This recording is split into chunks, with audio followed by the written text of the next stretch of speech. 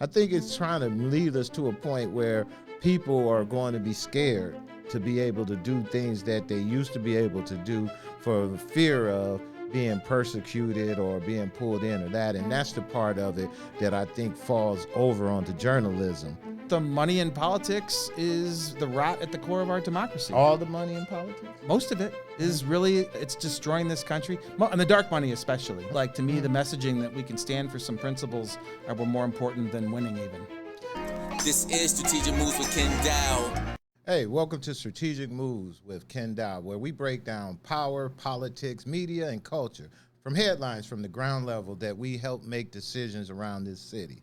Today's conversation is local, but a little national as well. I'm joined with Adam Dowell, Cleveland Heights podcaster, Civic commentator, and a former city council candidate. Adam is the host of Due Diligence, a local-focused political podcast that examines governance, accountability, and how we shape our community. Adam operates at the intersection of politics, media, and just not an observer, he's actually a direct engager. So today we're not going to have a debate, but we're going to talk a little bit about some issues that's going on in Cleveland Heights, as well as what's going on across the country, and get Adam's view on some of those things. And we're going to do some interviewing with each other because I'm sure he got some questions he want to ask me as well. So we're going to sit back, have a conversation, and go from there. You're watching Strategic Moves with Kenn Dowell. If you have not, please subscribe to our program. Hit the subscribe button and leave us a comment so you can let us know how we're doing and so that we can continue to have these conversations. Before we talk about elections and policy, we need to talk about information. The way people get news has changed. It also shifts the way our conversations are drawing up, as well as the power and accountability is heard. So podcasting isn't just about content anymore. We're a real big part of civic infrastructure these days. And today we're going to talk a little bit more about what does that mean for journalists in Cleveland and around the country with a lot of the crazy things that's going on in our community right now. So with that being the case, Adam, I want to thank you for coming on our program. Thanks for having me. Hey, so give us a little bit of background about who you are before we get started, Adam. I'm born and raised in Cleveland Heights, Ohio. Went to Okay. Heights High. Okay. My wife went to Heights as well. All right. Was lucky enough to get into Northwestern, and I spent about 20 years in Chicago. Went to journalism school in Chicago. Oh. Started my own video production company in Chicago, and about 15 years ago or so, my wife and I decided to move back, raise our kids in Cleveland Heights. I'm a few blocks from the street I grew up on. My kids are going to Heights schools, and back living the dream in Cleveland Heights. When you graduated from Heights? I was 94. 94. Okay. So we're around the same age, just about. Yeah. Whatnot. Did So- you go to Heights? No. I know your kids did, right? Yeah, my kids did. All my Yeah. kids graduated from Heights and everything. I grew up down the way at Glenville East High, and that area around in that area is where I grew up at. No, I didn't have the privilege of going to Cleveland Heights. I just picked Cleveland Heights because it was always one of those places that I liked what was going on. I liked the diversity that was there, and I liked what it was doing. It had a little bit of a community feel. If I had, I probably would have picked maybe Warrensville as the place where I would have probably liked to live, but I just don't like the southeast side of town as much as I like the northeast side of town, so I just didn't want to ride all the way. Cleveland Heights is an interesting place, huh? It's interesting, but it's so landlocked. Oh, yeah. It's No, that's once the thing. you in there, and my kids play sports and everything, so it was anywhere I needed to go, I needed to give myself at least 20 minutes to get to the freeway. Yeah. Because you just definitely landlocked. Once you in there, you in there. Our own Layla Edwards is over there dominating in Italy right now. She's kicking I- some tail. I Yeah. talked about that on the podcast earlier today on my radio show, that we do have some great news coming out of Cleveland right. Heights. That's right. A big shout out to her and her family and the Cleveland Heights for everything they're doing Yeah, out there. they're all over there cheering her on. Cleveland Heights came through with $50,000 to send the whole family over there too. Really? Yeah, and the Kelsey brothers threw in the last 10 grand to send the whole family over there for 2 weeks so That's they can awesome. stay for the whole duration of That's their awesome. run to the gold. So let me ask you a question. We're going to get into your podcasting and what you're doing with Due Diligence. That's right. It's a commentary reporting on Civic. What sparked you to want to really get into that and everything? And tell us about your podcast. So I've always used my video production skills and my communication skills to advocate for certain things at certain times. And initially, when I moved back, I was advocating for school levies. I feel if you want to talk about equity, that you got to start with school funding. And our kids in Cleveland Heights deserve to have as much money spent on them as the kids in Beechwood, the kids in Orange, and everywhere else. So I focused on that in terms of advocacy, and then I just felt like Cleveland Heights was a little bit stagnant and a little bit sterile about 6 years ago, and I started focusing on moving to an elected mayor, which we did in Cleveland Heights, and has its good points and its bad points, obviously, but I became an advocate for moving to an elected mayor, and then I started the podcast to essentially document the process of that move to an elected mayor. So I interviewed all the candidates. I'm big on finding new ways to humanize our politicians. I feel like in this day and age that politics it's so adversarial and so can be really mean. And then I wanted people to get to know our candidates on a human level. Do you think that podcasting is starting to change the way they're accessing political conversations locally? You think weighing in on any of that? I think it's been huge, yeah, and I think it's an obligation for people like us that's a good way to give back, honestly, because there's a big hole to fill now in terms of content and in terms of coverage. And so, yeah, I look at it as a public service. Like the League of Women Voters, they do their interviews and that sort of thing, but I think this is just one more way to get to know the people and to hold people accountable too. It's good that they know that there's at least a few people paying attention when legacy media is dying in front of our eyes. So what's the responsibility you think as independent civic platforms like this to the people who are out there doing it? Because to me, that's the other thing, that everybody has a podcast sometimes, and it seems like everybody has one, everybody's doing something, and do you get who do you trust? Who's giving you the right information? We got to build that trust, right? It takes time. My initial partnership was with the Heights Observer, our local paper, which wins all the statewide awards. Right. And so that's when I started it. It was strictly journalism. I started my podcast in association with the Heights Observer. So I had a partnership to help start it because I think you should support local journalism in this day and age. And so I know the Heights Observer has been around for 25 years, I think, and it's one of the top community papers in the state. It wins all the awards. But no, initially it's just straight journalism, but then slowly I started becoming a little bit of using it as an advocacy position, and it is a very fine line between doing straight journalism and being an advocate. It's very blurry these days. I think you probably have a hard time determining on when you want to advocate and when you want to just play it straight. So it is tricky, but I have gotten a little more strident, pretty strong against Mayor Sarin and for the recall. I did take hard positions there, and so then I distanced myself from the Heights Observer because I didn't want them to be tainted with my editorial takes. That's funny too, because I had the mayor come on my program, and in doing that, everyone took the position, oh, you must be really with the mayor, and the mayor is this. But no, the reality was that Khalil has always been a friend of mine. I knew him before he was the mayor and all of that. And it seems he had an opportunity that it seemed like he was about to squander. And so as a friend, I want to give you an opportunity to say your side of the story, hoping that it was something in it that we would have been able to get out of it that would have changed some minds or got something, or maybe it was an aha moment that we was really missing.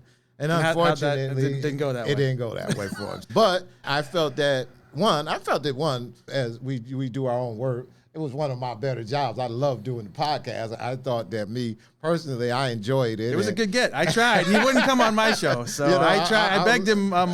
It's still an open invite, Khalil and Natalie. Honestly, I'd love to have them both because we've never heard from Natalie. I'd like to hear him. When I have people on, I try to humanize people as best I can. I had Khalil on as a candidate before he won, and I had him on 2 years into his mayorship, and I was really trying to help and even feed him to take on the streets, because Khalil's ear is not always on the street on what people are saying. And I tried, and I think that Khalil, I just saw him at the executive committee meeting this weekend. He came. Yeah, he's still out there. But he ignored everyone trying to shake his hand, and it was not.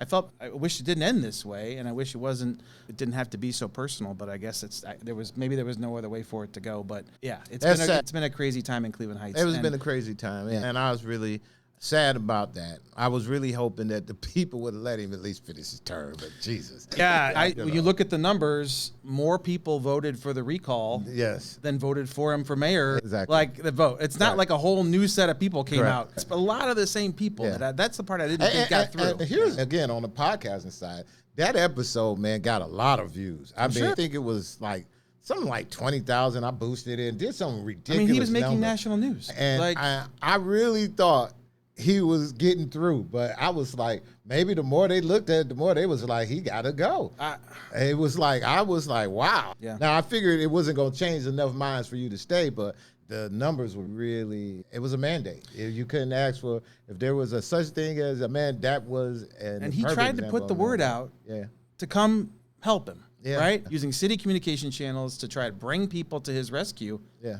And only the same 5 people came every time. So what did that, to me, that was the obvious part where it was, this is the way it was going to go for him. Yeah. And he's still got stuff hanging out there that there's still some cases, I think, that are pending. I think that the wiretapping stuff, I think, is still, he's still got some stuff to deal with. Do you believe that traditional media still matters? And where do you think it's losing its legitimacy at? I do think it still matters. I do think you have certain journalists in town that are still doing good work. I think, Morgan Trow is someone I think that's doing some great education work. She's a local, I think she's at Channel 5 locally. There's some people that are still trying to do good work, but it's just the numbers are so thin. No, and I think that it's on us to fill in the gaps, unfortunately.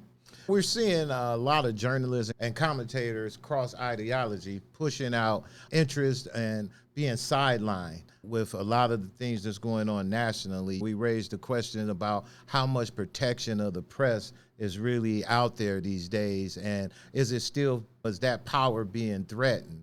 What does it mean to be a journalist in 2026 to you? It's really, that's the one good thing, is it is what you want to make of it, right? You can make your own road with it. I don't have any sponsors. I don't make money off of my podcast, but I have gotten work off of my podcast. I advocate for certain clients politically. You and I share a deep admiration for Davita Russell. Yes. So I've helped Davita out with some things. I've helped a couple candidates win election. I helped flip a district on the west side 4 years ago when Monique Smith beat Dave Greenspan. It's one of the only Republican incumbents to lose to a Democrat in the last 5 years in this state. So it's something I'm really proud of. No, it's on us to make it what we want. Why do you think, independent voices are getting more pressure these days, though? The independent voices. And when I say independent voices by more pressure, is that now the market has made more independent journalists. Right. And I'll say the market, I guess the market because they used to work for these agencies that now laid off a lot of journalists and people that work for them, that forced them to become more independent. And with that, we're seeing more of a rise of independent pressure being on those guys to be silenced and that kind of thing. So I'm asking, what is your thoughts on what's going on as it relates to that and the independent pressure on these folks? What breaks my heart to see what's happening to 60 Minutes. That's, to me, the pinnacle of national journalism and place you could look to and trust. And even they're having their stories suppressed by new management, by Barry Weiss over there. And so that's heartbreaking. I think the independent voices, the problem just is if you feel like you have to create this character. And then, because I don't believe everything that Tucker Carlson and some of these people, because they are playing a character, and so it's in some ways. I don't believe that they think everything that they say, and so you're not really a journalist then. I don't think if there's no trust, if that trust factor isn't there. And yes, you're saying things that people want to hear. They'll say one thing one day and then something else the next day, depending on which ways the wind's blowing. So it's hard and then you're relying on the audience to figure out who they can trust. And do you feel that the First Amendment is shrinking? I don't feel like I think we're in a little bit of a dip where I see there's danger there, but I think that everything bounces back and forth. And I don't think the First Amendment's in danger. I don't think that is one that he's going to have much luck with, especially if the midterms turn out the way that he wants them to. Do you believe that the public trust in media at some point or another is protected? You think that there's true protection? I think that there's no universal trust. There's no place that like Democrats and Republicans can go really right now and feel good, unfortunately. I think that's disappointing, and that's contributing to the fracture. I see a lot of that right now. I think that with what's going on even with what's happening with the ICE agents, and we'll get into some of that a little bit, I think all of it is being threatened right now to some degree, woman and the guy, where they're trying to press charges and try to get people who had that video is being threatened at some point. But with the Don Lemons and his situation where he walked into a situation that was going on and they filmed it, and the people who filmed that is now being threatened, and they're looking at those folks as being called in to say, hey, you were part of something, when all they did was just take a video. I see that part of when I look at public trust and they're not, John Lemons is a journalist, but the average person with a camera, I think it's trying to lead us to a point where people are going to be scared to be able to do things that they used to be able to do for the fear of being persecuted or being pulled in or that. And that's the part of it that I think falls over onto journalism, because the journalists were the ones who were very quick to pull out the phone, very quick to ask the questions, and that. Now, with the way modern technology is now, with the phones, that anybody can do it, and they're making it hard for that. What would you, as a journalist, do you consider yourself a journalist? No. You don't consider yourself a journalist? No. I feel like it wouldn't hurt, in terms of the public trust, to have journalists have to take an oath, kind of like doctors and lawyers have to take an oath, and you get a certification that you are going to stand up for certain things. That way, that's one, you got that stamp. You're Tucker Carlson, you're not going to get the stamp. So you are a commentator, you're outside of that realm, but it'd be nice maybe for the public to know this person has at least taken an oath to stand by journalistic ethics. So what you believe makes a journalist? Right now, it is the Wild West, for sure. I think you've got still traditional journalists that are trying to play it straight. And I don't consider and the reason I asked you that is someone asked me that who was a journalist. And I told him, no, I'm not a journalist. And we went back and forth about it. And what we settled on was that I'm a storyteller. I believe that. I like to bring on people like yourself and others, and we tell stories and talk about what's going on. And we talk about politics in our opinion, but I believe that part right there, as you were saying, the true journalist, I think if you take that, you should really be that and have some kind of, fall by some kind of rules that people respect you. Even the ones that are giving somewhat their own opinion that you don't agree with, it's still, if they did the research is factual and that degree and they just got a different view of it, I think that's a journalist. And I think we don't have enough people who are digging into the facts. They're just Googling or getting what they can get right away and put out something real quick in the social media on the interwebs so that they can get likes, shares, or whatnot. And to some degree, some people may consider that journalist, and I don't think that's journalism. So coming on, I saw there's a guy that came after you, one of our independent journalists came after you down in Columbus. Yes. And that was one of the things I was curious to have your take on. Like, so what was your take on an independent journalist, like, coming after you? I don't consider him a journalist. And here's why. The reason why that took place was that he came at me. He had wrote a story about me that was totally untrue. Really? And he had wrote that story about me maybe about a month or so before I ran into him. And so he put out this story that I was involved in some stuff that's totally not true. They was like, oh, Kenn's all involved. And I was like, it's untrue. Never, I was involved, but not to that magnitude that you guys think, not to the magnitude that the FBI was involved, not to the magnitude that I broke any laws. That's why we're sitting here on Strategic Moves podcast. Free man. Calling myself a podcaster, talking as much mess. In fact, here's the funny part about it. If the guy would have even took the chance to look at my podcast, I done interviewed the FBI chief. Might have had the guys in from the marshal's office. So if the FBI or anybody wanted, they wouldn't be sitting in a podcast, sitting next to me, talking to me if I was in any serious trouble with any of these guys. And this is what he did. Which, granted that, I was at an event that I was asked to come to in Columbus, and there was a bunch of senior folks there. And they were all sitting there, having their stuff and doing their thing.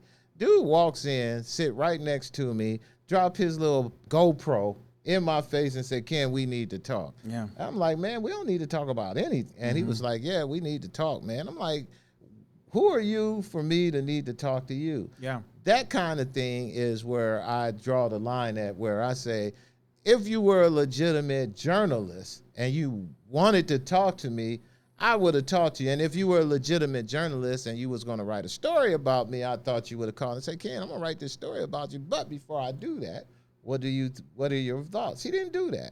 It was an ambush, and I don't like the ambushes at all. Yeah. But I went after, like, in my advocacy position, I went after Sandra Williams a little bit. It seems like a really nice, but when you think back on that HB6 stuff and First Energy, it really eroded the public trust also in the Democratic Party, because there were Democrats that had to get behind HB6 for it to pass. That's correct. Right? That's correct. So when you look back on that period, What's your takeaway from that period of HB, and how much damage do you think it did? The House Bill 6 itself? I think House Bill 6 itself did a lot of damage in the fact of what we talked about as it relates to trust. I think just in the people down there and the speaker, it really eroded what was going on. It really affected the Democrats in a really bad way. The scandal itself was just hugely terrible.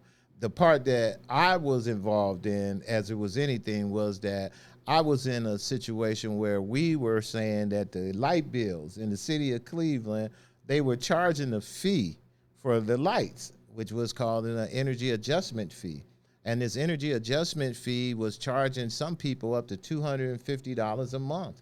This was Cleveland Public Power? This was Cleveland Public Power. They're still doing it to this day. And no one never knew what the fee was, and they never answered it.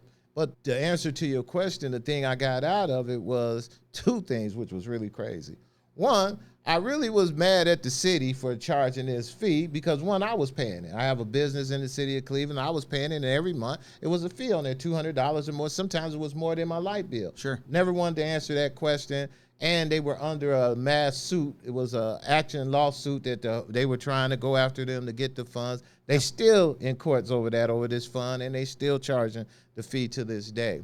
And that's the part that got me the most. It was happening in the city of Cleveland. Major portion of the city of Cleveland who received that are East Siders. There's only maybe 2 or 3 wards on the city west side that even receive CPP. Most of them they're using First Energy. Really? Yeah, so the people who was affected the most by it were black folks on the east side. So at the end of the day, the bigger picture was that nobody said anything about, still ain't said anything about to this day. They still charging them for that on that bill today. Now, here's was the worst thing out of it all that I found out in the end. Found out in the end that First Energy was charging the same type of fee. So to that end, the people down there in Columbus who got in all of this trouble, the people up here who was called themselves fighting for something that's right, both companies, CPP and First Energy, both was charging an energy adjustment fee. In fact, First Energy ended up getting sued on it, and they had to give back some of their money They just as a made result that of announcement that. recently. Exactly. Yeah, like $200 or $100 million.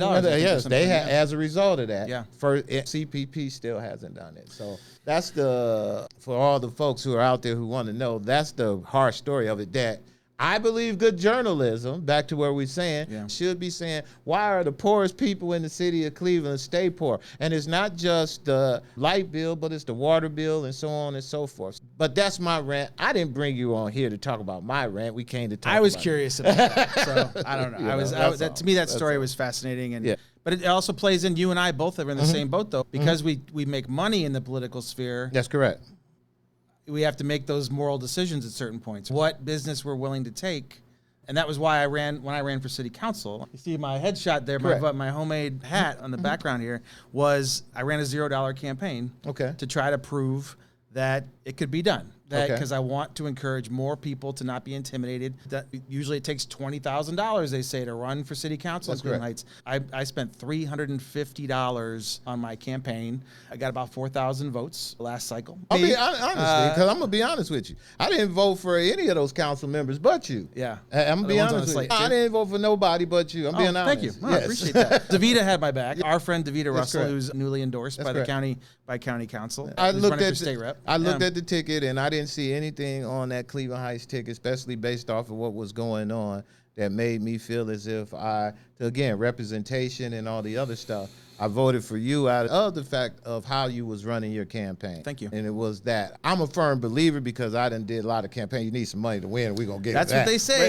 That's what Tony Kuda told me. He's like, you can't win. I was like, we'll see about that. You did good, but it wouldn't hurt to have a little money. I think I would have won if I'd had the county and Cleveland Heights Dems endorsement. I think I would have then been able to shave off one of the slate members. So you had 4 people running as a slate, all nice people. Tony Kuda, Craig Cobb, Jessica Cohen, Joe DeWitt Foy. They won, and I finished 5th. Me and Anthony Maddox were basically tied for 5th and 6th. But when I jumped in the race, there was only 3 people that had their signatures in. 2 weeks to go, I got so fed up with the nonstop bad press on my hometown that I was like, I gotta stop the bleeding, the bad PR bleeding for Cleveland Heights. So I jumped in. And then Jessica Cohen got in, who's a great candidate. She was a shoo-in. And then I thought maybe me, but Tony Kuda president of council. Now he became the temporary mayor of Cleveland Heights. He looked at me and he was supporting me. And then, but when I said I wasn't raising money, even in Cleveland Heights, he was like, "No, you're out of. I can't bring you into my sort of coalition, in my slate." And then they aligned with Jim Petrus, who ran an unbelievable campaign and he beat our friend DeVita. But it was a really interesting experience. I think if everybody ran independent, I think I would have won. That whole thing was a really interesting experience with me. I thought that it was an eye-opener to me. And I had some other issues that over the years, messing around up there in Cleveland Heights, I used to be on the executive team and a few other things like that. But just the fact they got two Democratic clubs up there, never seemed to be on the same page with each other. And just the people, man, it was never seemed warming and welcoming to me going there. And as my daughter got a little older as well, it never seemed to be welcoming to her as well. She had a few experiences where she went to a few of their meetings and they just was, the old white folks up there can be mean, man. And I hate to be doing it like that, but they can be. And that's the part that really got me. And I watched them during the DeVita race, where DeVita definitely was qualified and did the work over the years to deserved an opportunity to become mayor. And the city politics, for whatever, I don't know what was the thought process behind it was, but they really had her. And I look at what they're doing now versus then. They got 110% with her now. We want her to be a state representative, but you wasn't good enough to be mayor. And I just don't. Well, so I stayed out. I didn't endorse either DeVita or Jim because I thought I wanted to be a good partner to whoever became mayor. I think I supported DeVita on a personal level, especially when everybody was working against her. That's correct. And I actually have some regrets. I feel like in some ways I gave their slate some cover. I don't think that necessarily they would have aligned if it was just DeVita and Anthony Maddox on the outside. They may not have aligned quite like they did, so it was, in the end, I worry about how my 4,000 votes maybe would have gone in the end. But I think that DeVita got in late, unfortunately, into the race. And that really, and I've told her this a million times, that I think that really worked against her. She and Jim both, no one really wanted that job. It wasn't being sold as a job that most people really wanted. I think Jim, and eventually was like, okay, I'm in. And then DeVita waited, and she had some family stuff she was dealing with.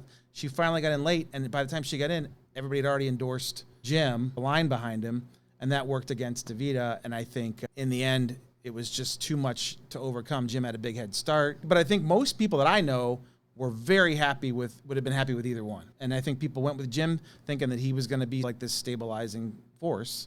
But you look back at the election when Mayor Sarin got elected, we had Melody Hart, white woman, Danforth, and Khalil Sarin. And the Cleveland Heights voters advanced the two African-American candidates to the final. And there have been times and DeVita Russell, last time she ran for council, she had the most votes. She had more votes than Tony Kuda. Melody Hart, wouldn't they? Was it? But I'm saying, and the politics was mad at Melody They did Hart. advance the two candidates of color. So What choice? No, they had a choice. Politics didn't want her. No, yeah. I mean, the politics didn't want the white candidate. The politics wanted the candidate this time. Sure. And then that matters. I just think Cleveland Heights in general, and this is where I got into some arguments with Anthony Maddox and I didn't like Mayor Sarin's approach, was that yes, there's races of course a factor, and it's like it's a constant struggle to make people aware of their intrinsic biases, and it's like people are open to those conversations in Cleveland Heights. I do think that even the old ladies are open to talking about implicit bias. I do think that they are, especially after the last 5 years. I think they're used to talking about it. Do they want to do anything about it? Because they're only going to get so far. Yeah. You're talking about boomers. How far are you going to drag a boomer in one direction at this stage in their life? Do you think Cleveland Heights governance reflect diversity? The current right now, the picture does not. And I said do not put those pictures out of the whole council right now. I do think I'll be shocked if there's an empty seat still that they're trying to fill.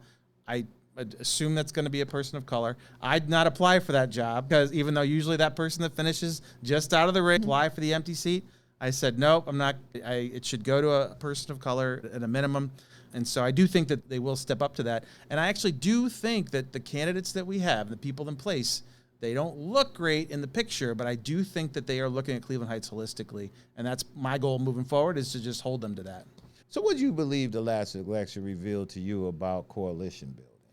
I was on the outside, so it was. I mean, just as a whole, what you saw. It was unfortunate, and I tried to shame them all. I tried to shame Craig Cobb, and who's on council, into dropping out of this coalition. And I think that deep down they all agreed with me that it wasn't in Cleveland Heights' interest for them to align into this slate of five, really, because they were all aligned with Mayor Petrus's candidate Petrus at that time too. It was unfortunate, and it bummed me out. Why do you think qualified candidates sometimes lose anyway? You do have to. Messaging matters, I think, and you do. I was able to, I think, run on a $0 campaign, and I think I could run again effectively. But most people do need money to connect with people. So let's talk about your zero campaign since you brought it back up Yeah. again. You really believe you can win on a zero? And tell me what that means. And to you, honest, what does that mean, though? A zero campaign. I didn't spend I spent $100 on 10 of those vote due hats. Okay. I had people wearing out to like events on Lee Road and that sort of stuff. And my yard signs were all homemade. And and it really caught on with people. Okay. I don't know if you saw too many, but like I had people I didn't know making vote due yard signs. Most people, I encourage them to take the recall signs and turn them inside out and write and turn those into vote due. So what's the call it upcycling the yard signs into vote due yard signs. What's the reasoning behind that? What's the purpose? The point was that the money in politics is the rot at the core of our democracy. All the money in politics? Most of it is really, it's destroying this country. And the dark money especially. The dark money and the unlimited contributions and the Citizens United ruling, Supreme Court ruling, it is destroying this country. So you wouldn't I was take making no a money. stand. Even if a person wanted to support, I don't want to make my sign, but Drew, I want to give you $10. Nope. You wasn't taking it. No. And I ended my campaign, and I own a video production company, so I was able to make some fun videos. I made one campaign video that did, 10, 15,000 organic views and 100 shares across Cleveland Heights. That's enough to reach most people in Cleveland Heights. At the very end of the video, Rhonda Lovejoy I have her try to give me $20. She tries to give me $20, and I said, nope, I'm not taking it, Rhonda. But no, Cleveland Heights is a place that I think will stand behind people in standing for a principle. And I think if I had the endorsement of the county and the Cleveland Heights Dems, which I think in hindsight, a lot of people thought I had no chance, and so they're like, I'm not voting for him. I think now that they saw I got 4,000 votes this time, I think next time I probably will do pretty well. So you believe in a small town like Cleveland Heights that you can possibly be able to go? Because the reason why I say small is that you have to be able to almost be able to reach these people at the same magnitude as the person who's spending money. I got a podcast that's got 5,000 subscribers. Those are almost all Cleveland Heights voters. They're all, the people that subscribe to my podcast are interested in Cleveland Heights politics. So it's I already had that platform as well. So that helped too. But I had all of my opponents on my podcast as my guest. All of them, even though they were aligned against me in their slate, because I feel like the messaging of look at two opponents having a civil conversation is so important in this day and age. And to me, it's Cleveland Heights, it's not the end of the world. To me, the messaging that we can stand for some principles were more important than winning even. Where do you think real power concentrated beyond the election?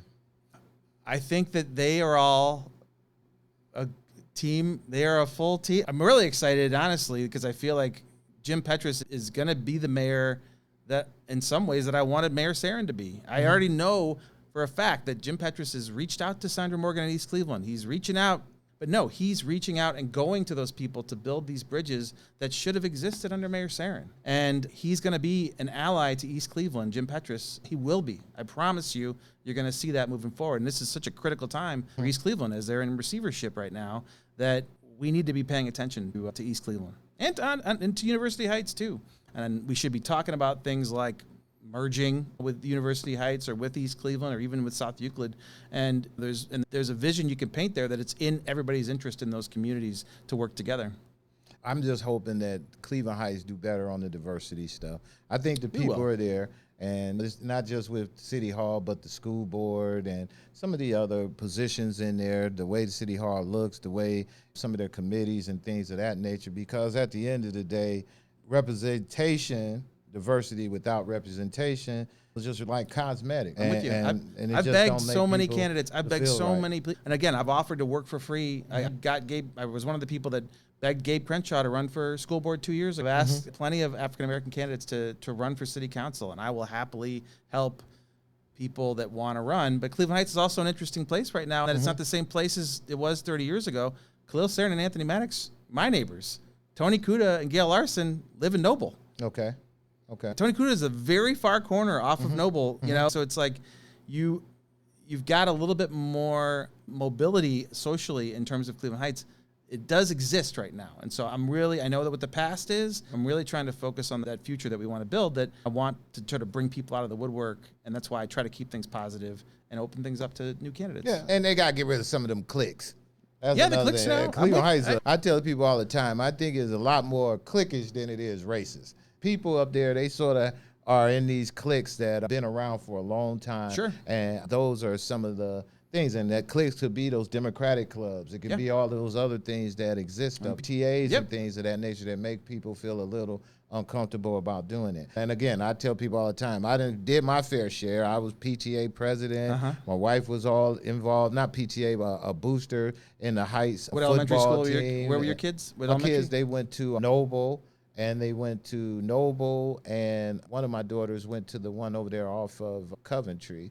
But all of them, for the most part, graduated from Noble. Then they went over to the middle school, Monticello, for a moment. And then from there, they all went to Heights. And they all graduated, all in college, all doing well and everything of that nature. Like I said, my oldest daughter had a run-in with the Democratic Club and a few people there that just wasn't cool. That's a bummer. I wish she'd give it another shot. I also think that the leadership does cycle. So give it a fresh look every couple of years and see if it's still no good. I hate when people get it ruined by one bad experience. That's correct. So let's talk about this new thing that's going on in Cleveland Heights, you know, while we're on this Heights thing. RCV, ranked choice voting. And that's the new thing that's going on up in Cleveland Heights. Is a thing that they want to bring across. Election systems does not count every vote. They shape our behavior. Ranked choice voting is framed as a reform, but it's also a rewire, coalition building, and strategy. Adam had already explored this deeply on your program, so I wanted you to get a chance to talk to us and to educate us on what is ranked choice voting. And let's get into how we think that's going to affect not just Cleveland Heights, but other places that may be considering that.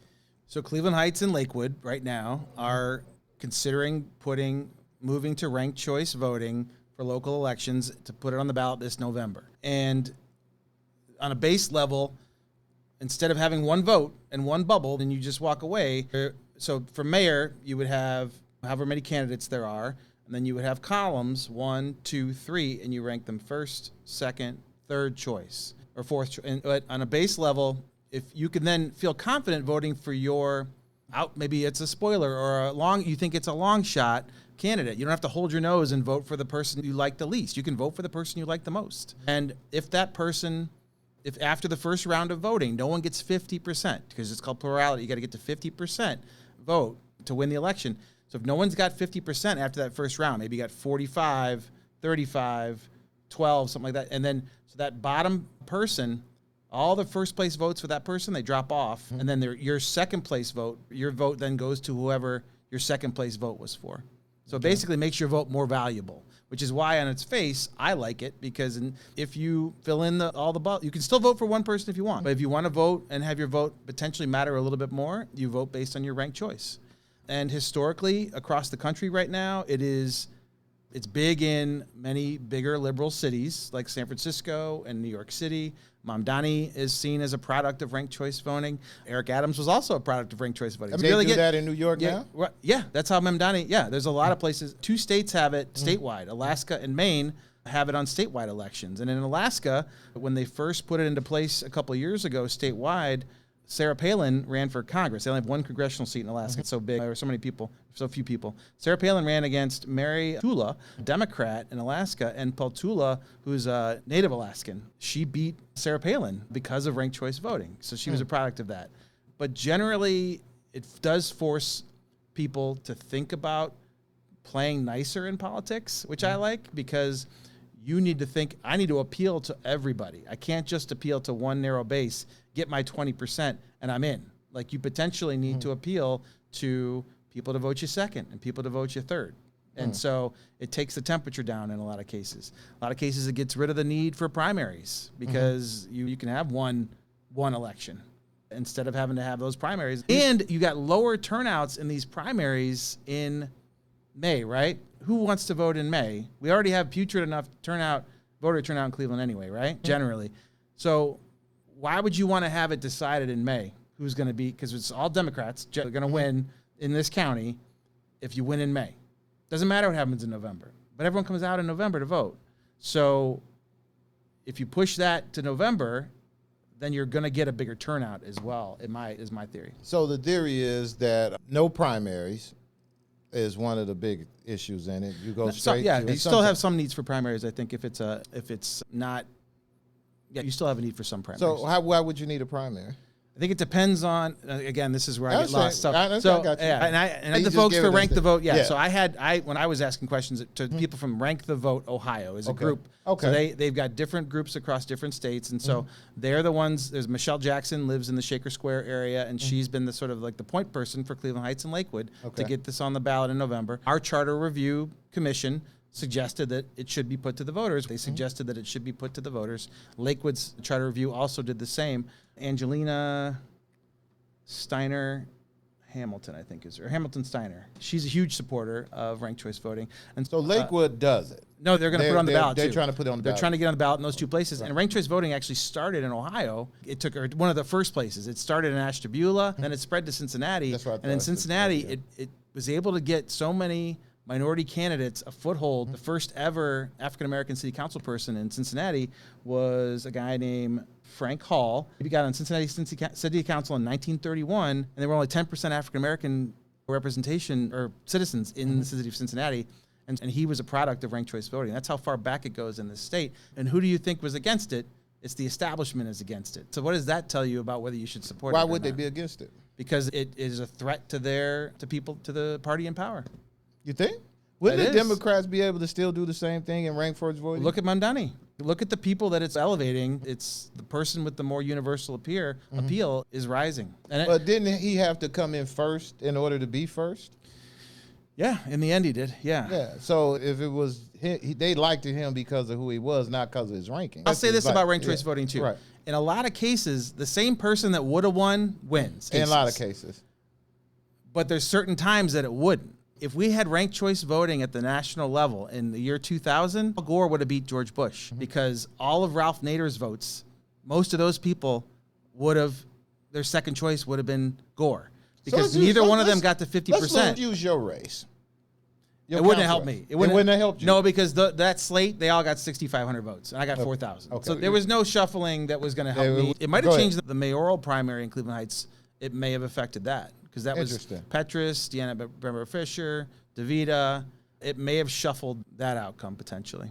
But potentially it could have. But in most cases it doesn't. But it, again, if it brings the temperature down, makes people more engaged, it increases turnout. Like even if we can increase turnout a little bit, isn't that a good thing? And if the Republicans in Columbus are against it, what does that tell you? They're against anything that has voting in it. If you say it's voting, they say we're against it. Exactly. So I think that their whole issue on that. Who's locally, you say, in our community that's really trying to see this through and push this over? So right now there is no coalition pushing it. It's our city council. Our city council has committed to putting it to voters in November. Okay. Yeah, right. And so we'll see if they follow through. But that is the commitment that they have voiced, is that they're going to at least put it to voters. No one's saying whether they support it. Really, there's a few people that support it, a few people that are against it. But overall, no, they're going to try to stay neutral, I think, and let the people decide. But it's going to be an interesting conversation, I think. I'm be curious to get more information on it, see how it plays out. And see if it'll be a difference. You say Lakewood is doing it or considering putting it on the ballot right now. There's no one in Cuyahoga County that's doing it, I would imagine. No. It will be the first out there to put it out there and see what it'll do. I'd be curious to see more information about it. I think that if you want to encourage voter turnout and you want to encourage more interesting, diverse slate of candidates to give it a go, I think this is one of those things that potentially can move the needle. I'm not making any guarantees. It's ebbs and flows, obviously, but I highly recommend taking a hard look at it. I want to talk a little bit about this thing with this immigration that's going on in our country right now, and everything that's taking place, Minnesota and that kind of thing. Yeah, Cleveland's been lucky. Cleveland's been lucky on a lot of that, but now they're saying that the potential of ICE now coming to Ohio and being there, we know that there's a couple of restaurants in our city that closed. Boy, I swear, people be funny, boy. They hit the restaurant. You had more people complaining about the restaurant being closed than ever. And I actually go there too, so I was, I was like, taco place on Coventry? Yeah. So that kind of thing is. What's your opinion? Just your personal opinion. What's going on with ICE and what's happening to our country as it relates to all of this? Well, I think that it reached its. I think knock on wood. I think we've seen the worst of it. I think that they're pulling back. I think that I'm constantly talking about, though, that we need to be ready. What's our reaction going to be? What's our city reaction going to be when there's military on Lee Road? I'm with you on that. And I don't know if it's because we have a Republican governor that we haven't seen that. Is there some respect there that he doesn't want to torture the city of Cleveland the way he's tortured Minnesota, which is more of a Democrat-leaning state? But I do think that the temperature's starting to come down a little bit. I think that Trump sees it's not playing very well. I think, and I'm glad you said that, because I believe one of the things that not just Cleveland Heights, but a lot of communities, small communities, and don't have to be a city, it could be communities of people, whether it's black folks or just groups of people, are not doing a good enough job to prepare for what happens if it happens. I think there should be more conversations about what to do. I think there should be more conversations as it relates to some of these clubs and organizing groups of people to say, hey, this is how you deal with these situations so that we don't have some of the issues that are taking place. So I believe that, yes, I think people should be spending more time getting ready for what's going to happen. Because, one, we don't know what's going to happen, and we should definitely be ready versus trying to get ready. I do think that the schools have policies in place on they cancel recess. Like I know that they will lock the schools down. They do have a way to be proactive about protecting kids and if ISIS. Because my old neighborhood in Chicago was vast majority Latino, and it was breaking my heart in October around Halloween time. My old street, kids in their Halloween costumes having to dodge ICE agents. That's like correct. Literally. That's like correct. it was horrifying. How do you think it's affecting us locally here and the trust on our local Well, politics? and that's what I say too, and that's where conservatives, you should be able to reach conservatives on this issue too, in that once ICE leaves, people see, like I was getting a sandwich yesterday, and this state trooper walked in, but he looked like dressed like we see the ICE guys, and I got a little step back, I took my breath away a little bit because there's no state troopers in Cleveland Heights because we don't have any highway, so they don't come into Cleveland Heights. But I saw him, and it really took my breath away for a second. He's not ICE. He's a state trooper. But that's the reaction now. A lot of people aren't going to parse the difference. And the police of Minneapolis they're the ones that have to try to rebuild the public trust. That should play with conservatives, that this is bad for the trust of the community and your regular police officers. How do you think they balance that? How do you think the mayor needs to balance that federal authority and the residential protections? I feel like most cities try to cooperate. Liberal cities try to cooperate as little as possible, right? That's been the philosophy in Cleveland Heights, is that they'll help if you're going after a convicted felon. Absolutely, they'll help track that person down. But if you're just coming to enforce some civil action on someone that's overstayed a visa, then we're not going to help you. That's interesting. We're going to do our best to make sure that folks out there understand, like I say, fear reshapes the participation. I think you got a lot of folks who just like, hey, this way they coming at it is really stopping a lot of people from wanting to help or get involved, especially like what we just saw with the murders of the two people up there. It really makes everybody stand back and be like, I just don't know if I want to get involved with any of that. And that's a shame right now because we need as many people in this fight now. I'm a firm believer in there. There's a lot of people saying, we need to just it's not our fight. But I'm a firm believer that it's everybody's fight because of what's going down. There's some people I think who should be on the front line, and then there's some people who should be on the back line because, hell, Adam, I don't know about you and but I ain't trying to be on the front line. But I believe that we can do stuff that can help. And I believe that there's some younger people who haven't paid their dues as it relates to fighting for what we all had to fight for to get things right in this country,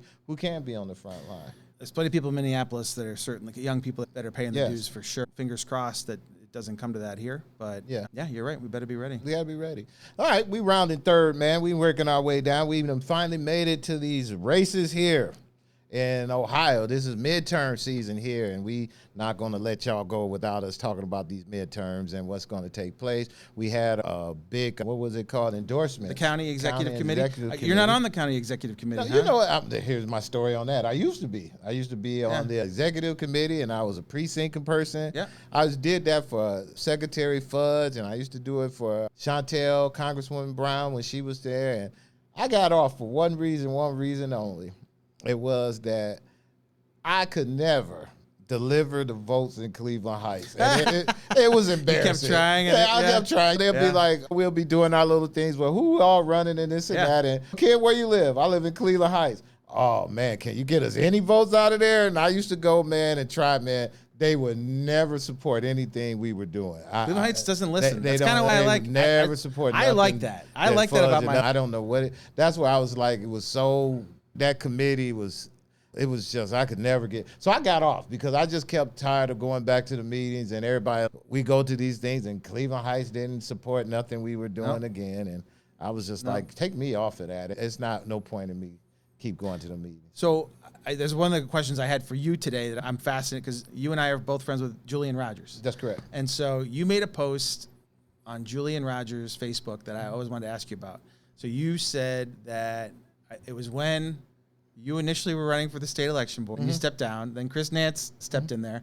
But the whole county executive committee voted big time for Melody Stewart and ignored Chantel Brown's recommendation, which is not the way it's always been done. And so that to me was something I really wanted to talk to you about was, number one, your experience with running for a minute or stepping in, because you did send out the emails that you were going to do it. Right. Why'd you drop out? And then what did you think about the way that people looked at Chantel's endorsement and went with Melody Stewart, a former state Supreme Court justice? To me, that was a no-brainer. I voted for Melody Stewart.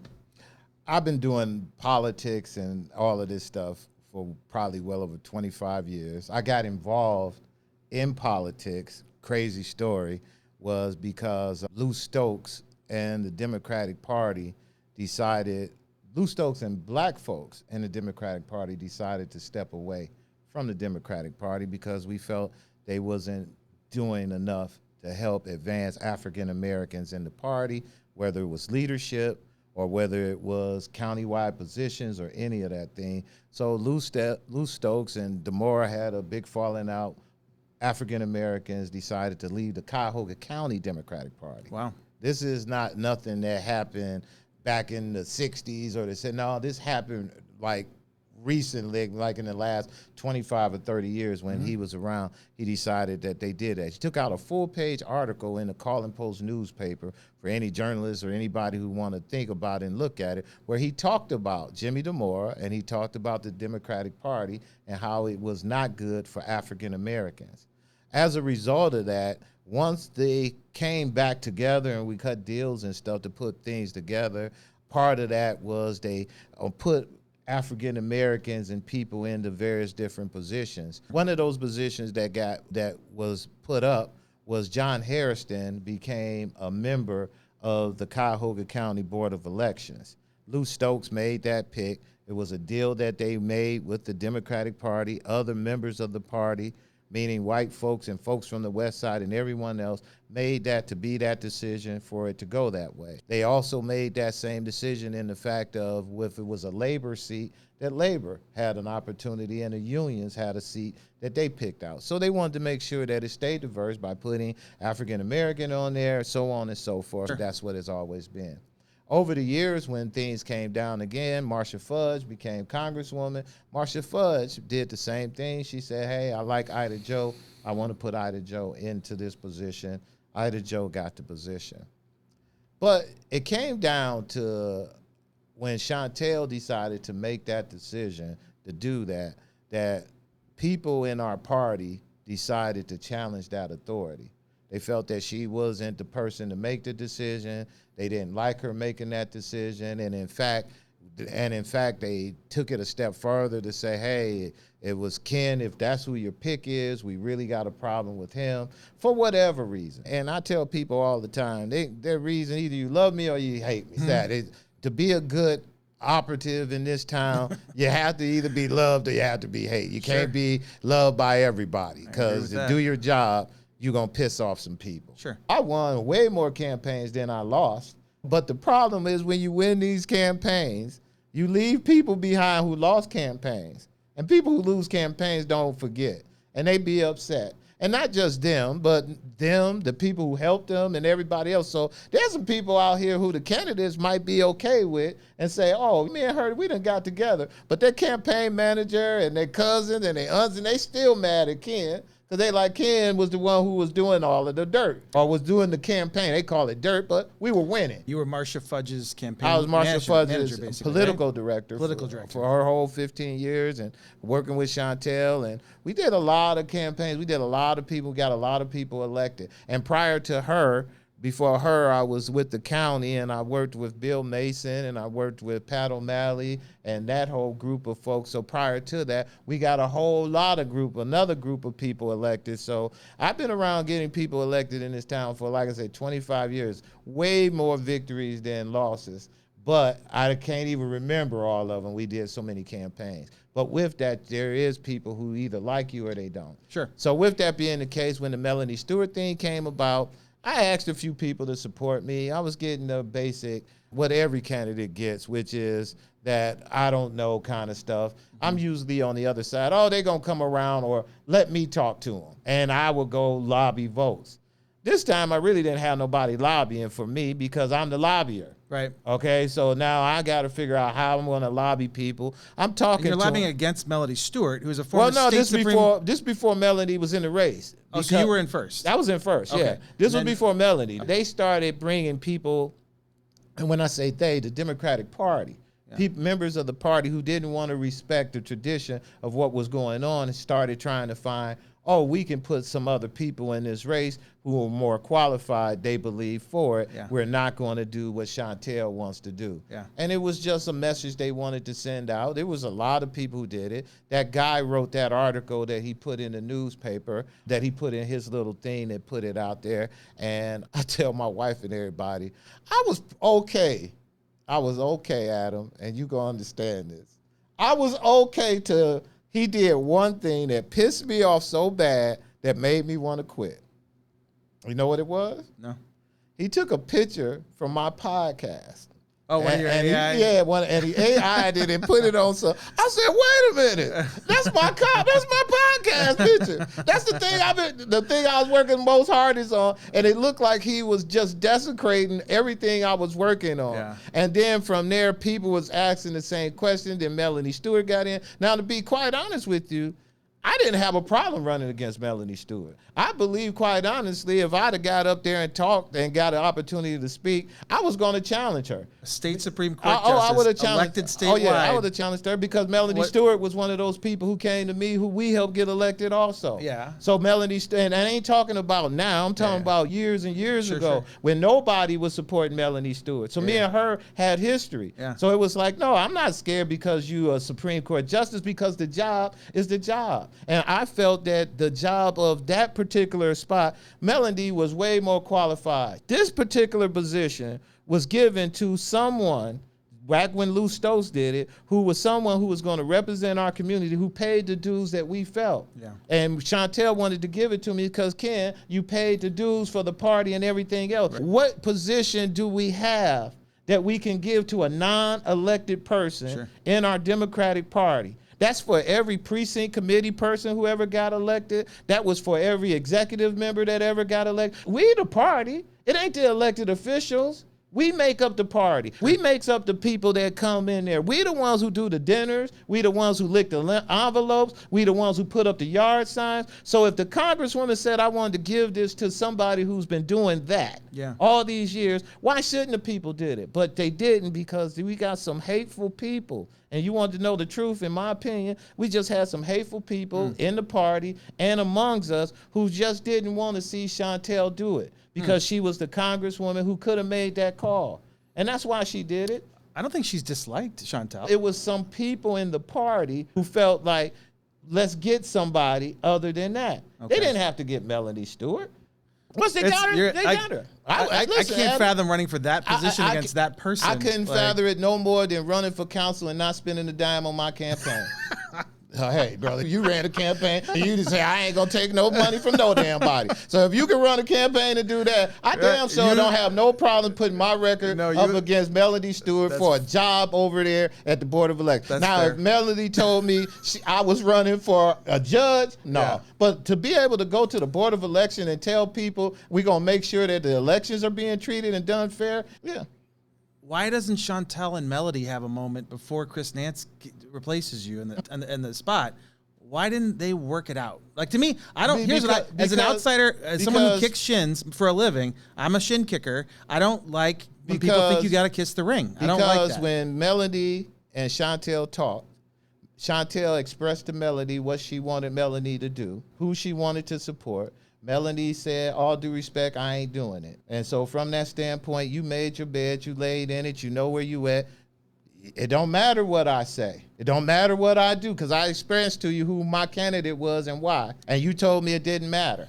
And so with that, you made you go. So ain't nothing to talk about. Chris, here's the really crazy part about it. And I like Chris Nance. Chris Nance was running for the position 2 years ago. He was running for the position before it was even empty. And he was planning on running against Ida Joe. Now, here's how bad it got. It got so bad that when Chris was running, everybody knew Chris was running in our community because Chris was doing his thing. Yeah. Chantel came to me, and when we got ready to do it, I'm going to tell you people, I'm going to share y'all something that most people don't know. So when it came down, just like in the past, when any position came available in Cuyahoga County, mainly, Marcia Fudge and some of these folks be away, I was the guy on the ground. Ken, what's going on?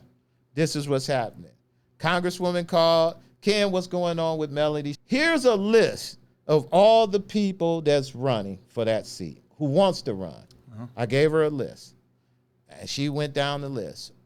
She said, why your name ain't on there? I said, my name? She said, yeah. She said, after all the stuff you done did, Ken, why ain't you on there? I'd rather put you on there.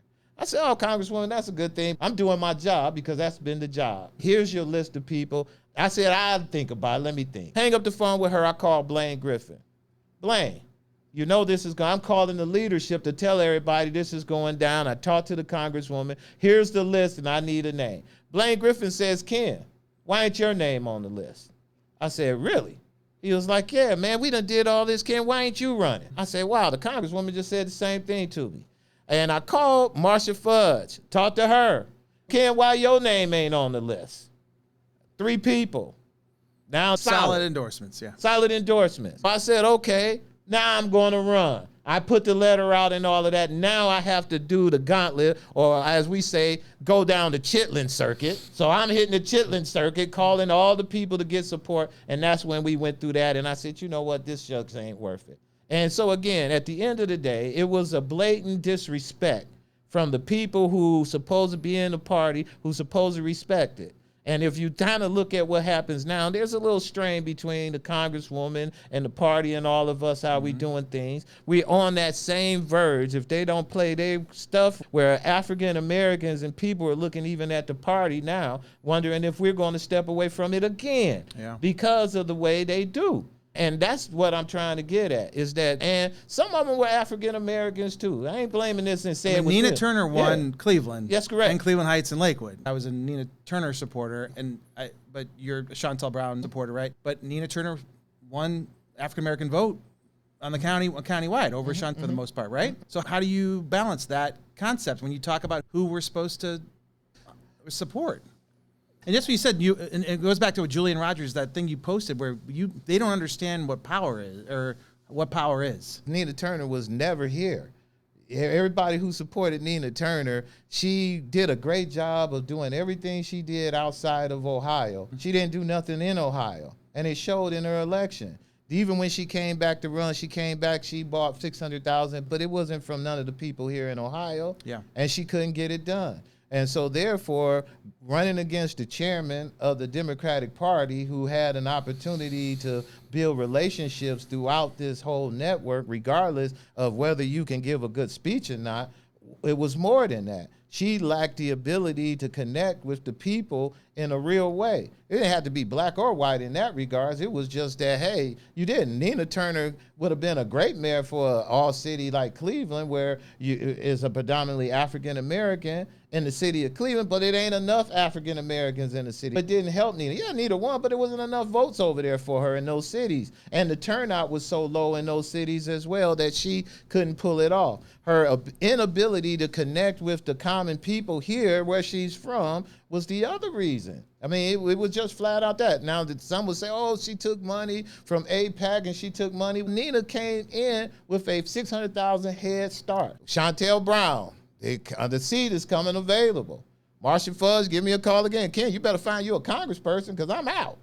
Oh, really? Where you going? I'm trying to do something. I'm out of here. And she's looking to move. She should have been Speaker of the House. She wanted to be. That killed me. That was another thing made me really upset. We had a chance to have the Speaker of the House speak from our home base. That's correct. And Marcia Fudge made a deal. And this is deal to make a deal to become Speaker. She ended up endorsing Pelosi. There were plenty of people in the party. She didn't have the votes. They just didn't have the votes. If she had the votes, she would have took it.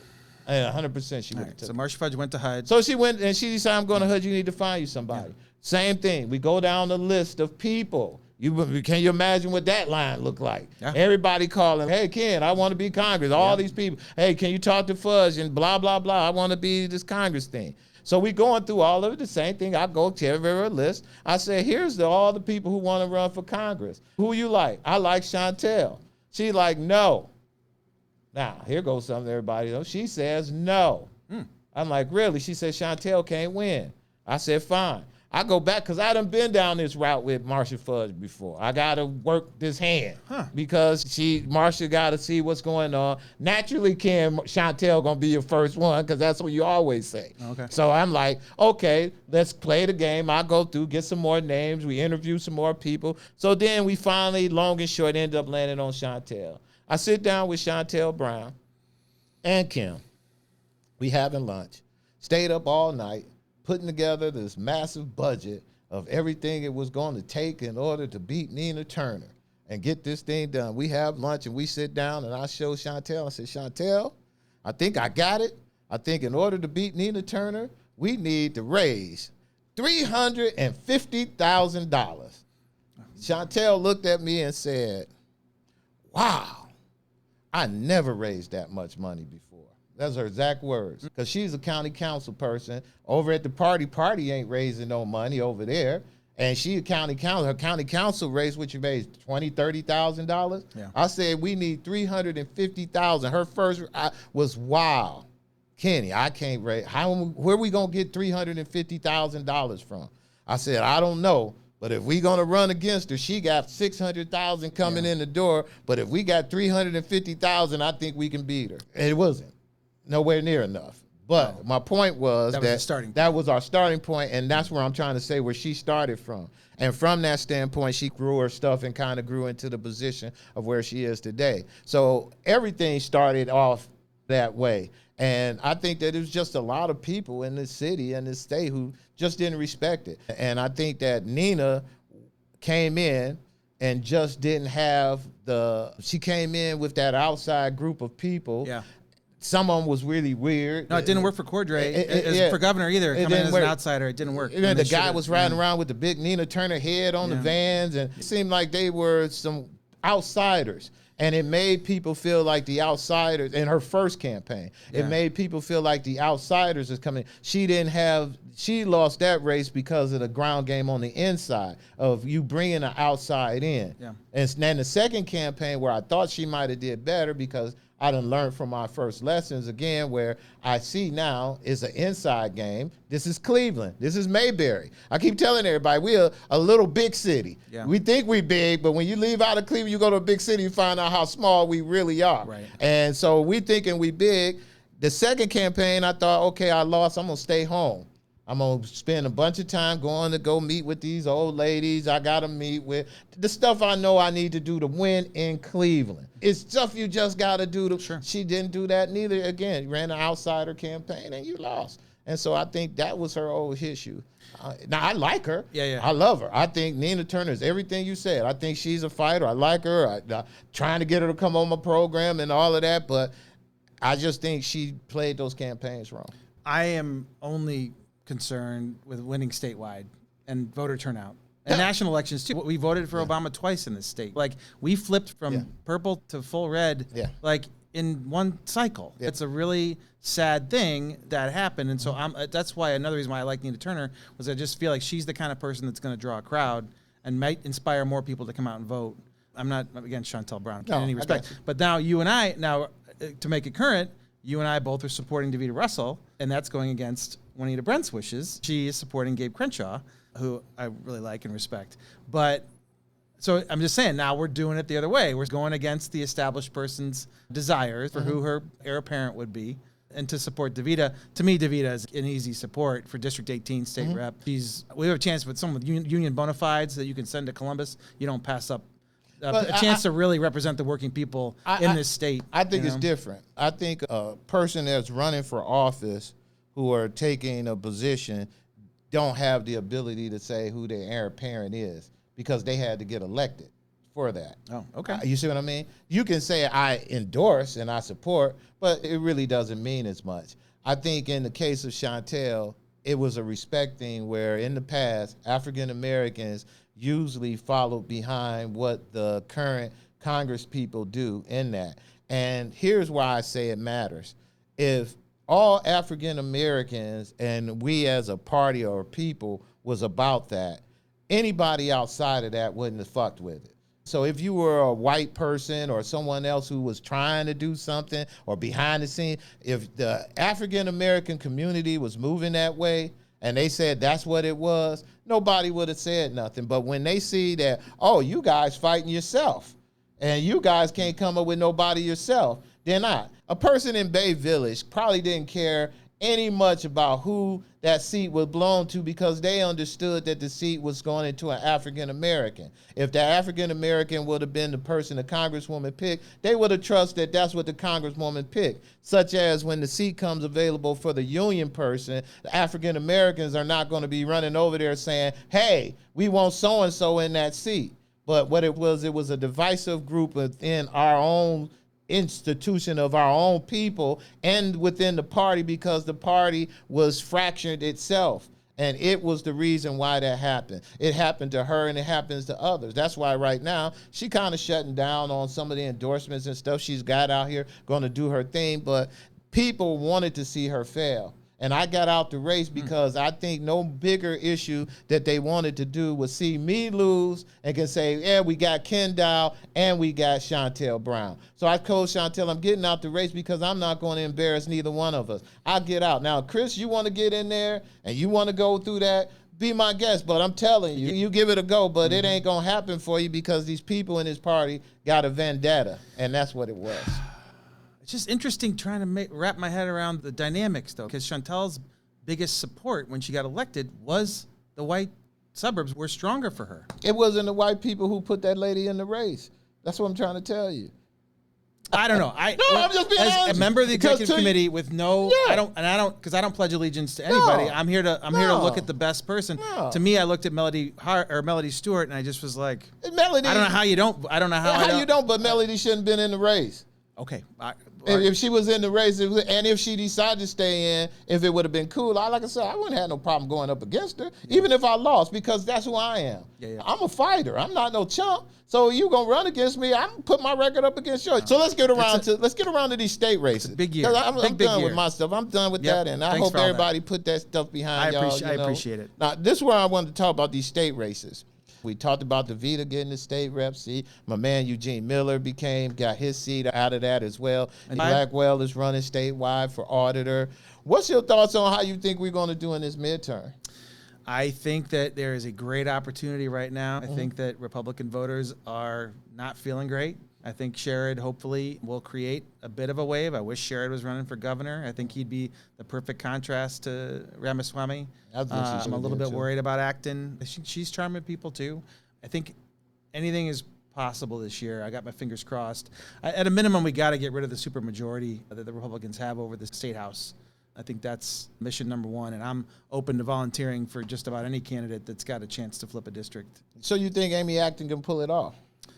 I think there is a slight, she's still an underdog to me. I think she's a big underdog, but everyone, even the Republicans, are souring on Trump slowly. Like it is, you can feel it, you can see it. The Epstein stuff is a drag. We've even got our own Epstein connections down in Columbus. He lived in Columbus, Epstein. Wow. Like he was with Les Wexner's sidekick down there. And so it's an exciting year, and it's got to be this year or...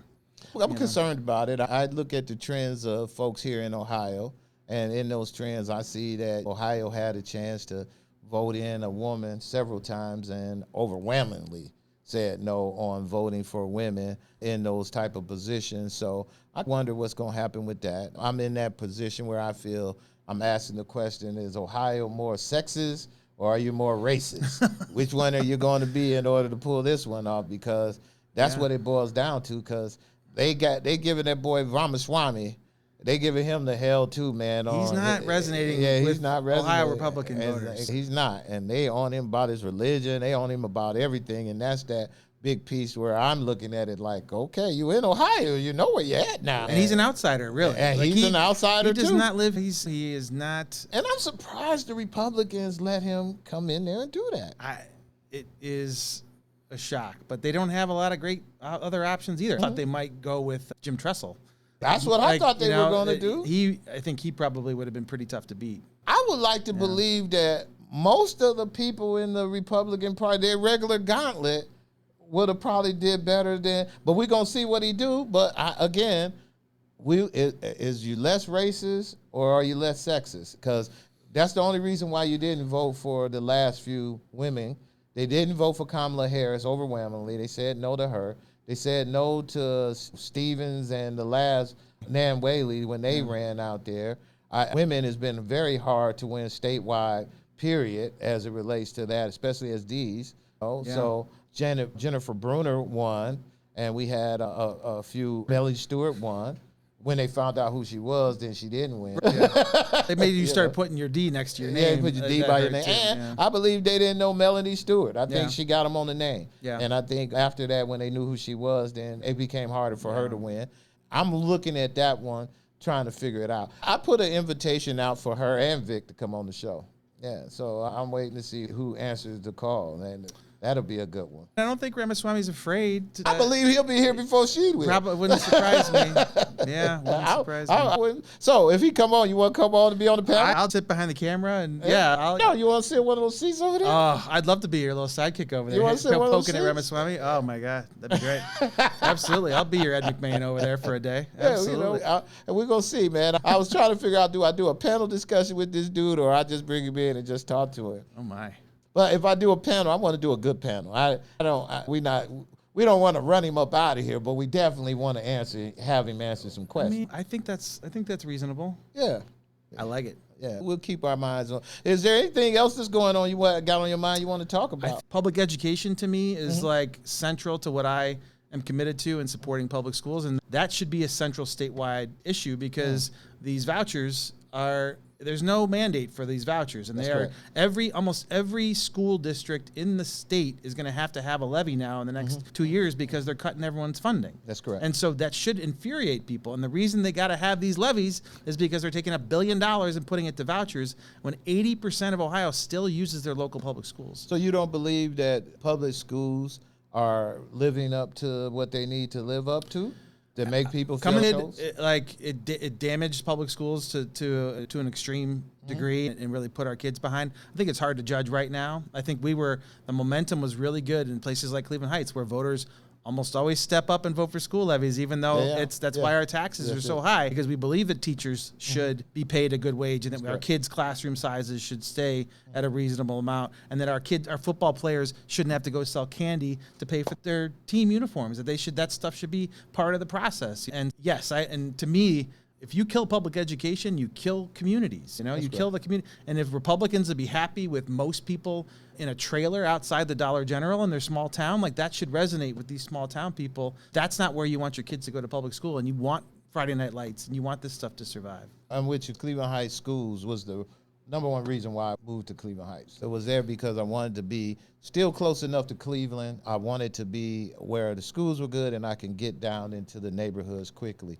And so that's why I picked Cleveland Heights. And like I said, we've been involved in the schools, and I like the schools. I think the schools, the new school they built, the high school, all of that beautiful. is great.